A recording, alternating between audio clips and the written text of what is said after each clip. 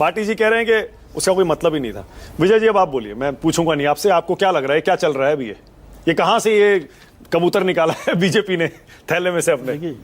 ये कबूतर कहां से निकाला वो तो अजय जी ज्यादा बता सकते हैं, लेकिन यू टर्न है, इसमें कोई बहुत बहस नहीं है। हाँ। अब आप जबरदस्ती उनसे कहलवाना चाहते हैं, ये अलग आपकी इच्छा है, आपके मित्र हैं, लेकिन यू टर्न तो है ना। 2021 में सुप्रीम कोर्ट में भारत सरकार का एफिडेविट में क्या कहा गया, वो पढ़िए। अजय जी ने तो पढ़ा ही होगा, तो उससे समझ में आएगा कि एफिडेविट और यू टर्न में क्या फर्क आया। ठीक है, पहली बात। दूसरी बात, रोहिणी कमीशन की बात हुई। मैं इसको पहले ये बात करता हूँ, ये फैसला जो है, आप पीडीए की जीत कहें, कांग्रेस की जीत कहें, आरजेडी की जीत कहें, जेडीयू की कहें, लेकिन ये जीत उस समाज की है जो इस दबाव को लगातार बना रहा था। और ये स्थिति मैं समझता हूँ 1990 के बाद दूसरी बार महत्वपूर्ण फैसला हुआ है, या सामाजिक बदलाव का एक महत्वपूर्ण कदम है ये स्टेप। 1990 में भी वहां पहुंच गए थे, क्योंकि वो तो बन गई थी मंडल कमीशन की रिपोर्ट, तो 80s में सबमिट हो गई थी, लेकिन 90 में आकर इतना दबाव बन गया था कि आपको वो लागू करना पड़ा, उसको रखना पड़ा। और फिर अब यहां पर भी स्थिति ये आ गई कि कोई सरकार उसे नहीं रोक सकती थी, कोई पार्टी उसे नहीं रोक सकती थी।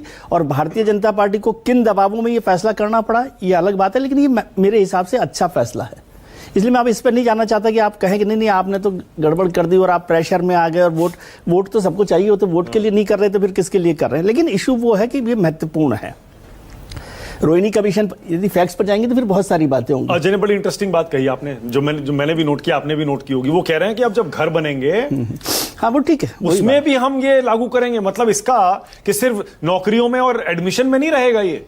वो तो अभी ऐसा लग रहा है ये तो बहुत सारी मतलब बड़ा ही गेम होने जा रहा है। गेम हो रहा है। और अभी तो वो सब कास्ट पर भी जा रहे हैं। भारतीय जनता पार्टी इसमें जब बात करेगी तो वो सब कास्ट पर भी जाएगी, और फिर वो एक नई डिबेट शुरू होगी, वो अलग इशू है।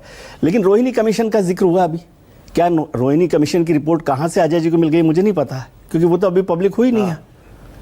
वो रिपोर्ट तो अभी पब्लिक नहीं हुई है, वो तो राष्ट्रपति जी के पास है। राष्ट्रपति जी ने उसे टेबल राष्ट्रपति जी के पास रख दी। क्या सरकार ने उसे पार्लियामेंट में टेबल कर दिया? क्योंकि इलाहाबाद हाई कोर्ट ने भी कहा कि उस पर चर्चा नहीं हो सकती, क्योंकि उसे अभी टेबल नहीं किया गया। विजय जी, उसको पार्लियामेंट में टेबल करने की तैयारी है, अभी नहीं हुई ना। राष्ट्रपति जी से यूनियन कैबिनेट अभी तैयारी है, अभी नहीं हुई ना। पर कुछ बातें उसकी लीक हुई हैं। लीक होना अलग बात है। पार्लियामेंट में टेबल नहीं हुई है, यूनियन कैबिनेट ने एक्सेप्ट कर लिया है राष्ट्रपति रिपोर्ट को टेबल नहीं किया गया। कैबिनेट ने एक्सेप्ट किया है, इसका मतलब कैबिनेट में बहुत सारी चीजें एक्सेप्ट हो जाती है ना। मतलब कैबिनेट के पास है, कैबिनेट से पब्लिक नहीं होती ना।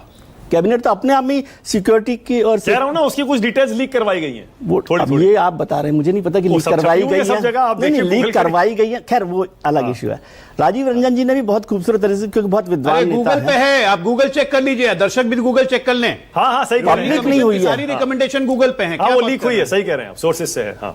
फिर दूसरी बात, राजीव रंजन जी ने बहुत खूबसूरत तरीके से बात को रखा कि बिहार में एनडीए की जब सरकार थी तब वो फैसला हुआ, उस रिपोर्ट को लेकर आए, वो रिपोर्ट प्रधानमंत्री जी के पास लेकर आए। लेकिन राजीव जी ने ये नहीं बताया कि प्रधानमंत्री जी ने क्या कहा, क्या उसको स्वीकार कर लिया था?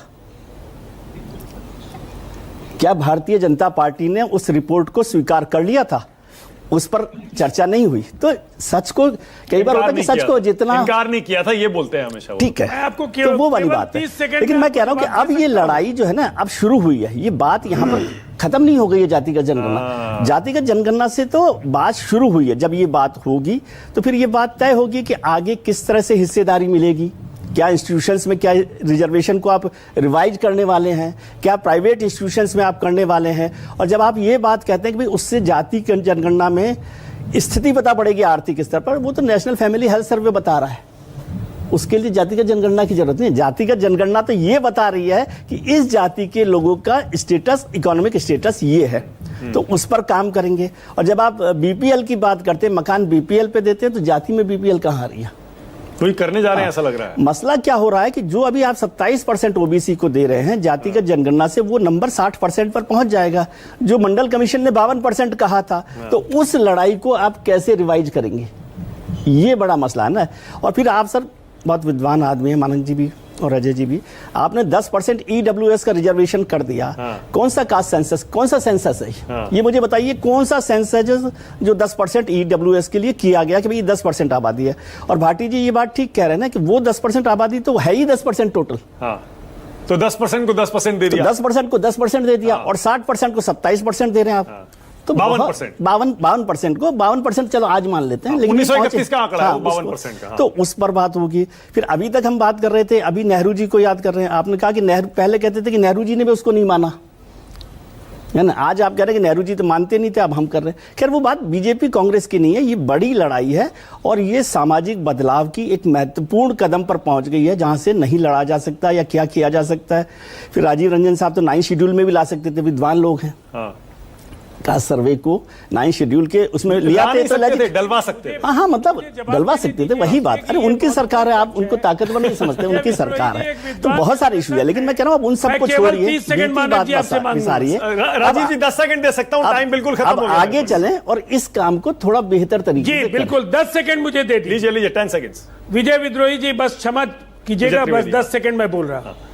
अगर प्रधानमंत्री जी की सहमति नहीं होती तो बिहार में भारतीय जनता पार्टी सर्वदलीय बैठकों में शामिल कैसे होती, विधानमंडल के प्रस्ताव में वो उनकी सहभागिता कैसे होती, जो फैसले लिए गए उनको अमली जामा बनाने की बैठकों में बीजेपी कैसे शामिल होती। ठीक है। इसीलिए इस सवाल की कोई प्रासंगिकता नहीं है। और एक बात मैं जो आखिरी, सर मेरे पास टाइम खत्म हो गया। जी, ठीक फिर है, डिबेट ठीक है। करेंगे, अभी तो शुरू हुआ है मुद्दा।